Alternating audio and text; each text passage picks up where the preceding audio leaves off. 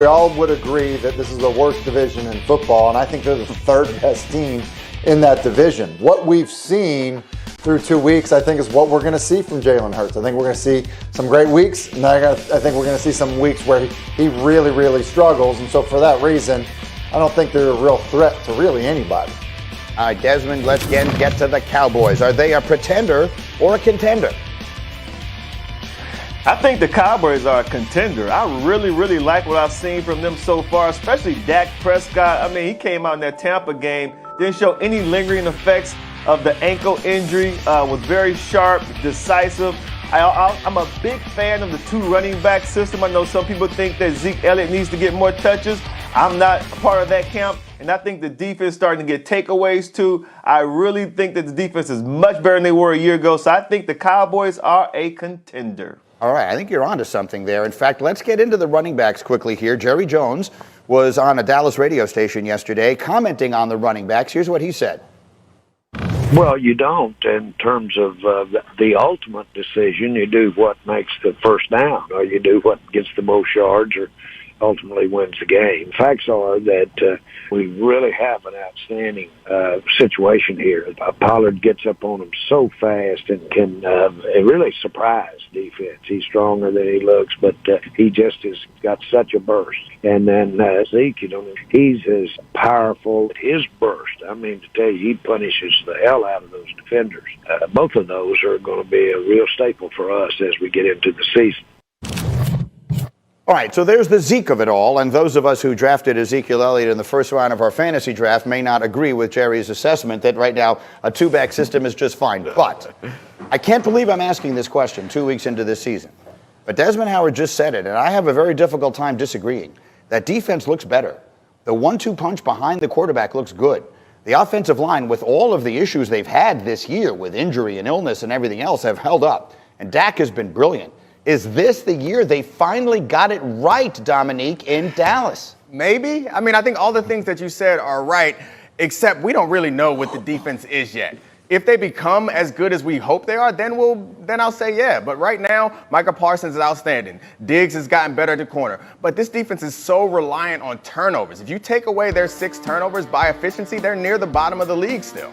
But if you take away 6 turnovers in 2 games, I'm not even sure what the comparison to that would mean. Isn't that an enormously important part of all of this equation? I agree. You just said we don't know what their defense is. I can tell you what they aren't. They aren't the worst defense in the league. They've gone up against 2 excellent offenses and hung in there and could have won both games and won the second one. Yeah, I mean, Tim said earlier this may be the worst division in football. I think the AFC South might argue with you, but he's right. This is a bad division. So as far as being a contender in the division, absolutely. You're talking they put it all together. That sounds like Super Bowl. Their defense is going to have to be much better and more consistent going forward, which they may be with the addition of Dan Quinn. But right now, and I know saying take away their 6 turnovers feels like I'm not being fair to them, but turnovers is such a volatile stat. Like, you're dependent on so much luck. You remember that first game? A ball bounced off of Leonard's helmet to get an interception. Yeah. That's what stopped that drive. You need to be able to stop drives and force people to punt and get good field position. I'm not sure that they can do that consistently yet. Let me go to you on this, Tim Hasselbeck, because I'm not getting a buyer over here to my left. Let me see if I can get a little help from you. Have the Cowboys put it together in the way their fan base always thinks they have? Did they actually get it right this time? Well, I do think that they look completely different to me on defense. You think about what they did this past week, and you referenced they've played 2 good offenses. They don't have either of their pass rushers this past weekend. They take their rookie middle linebacker who didn't play football last year and put him as their defensive end. And he was as good as any defensive end in football last weekend. I think that we're seeing an energy from their side of the ball on defense and effort that we didn't see a year ago. And I think that is a really good sign for Dallas going forward.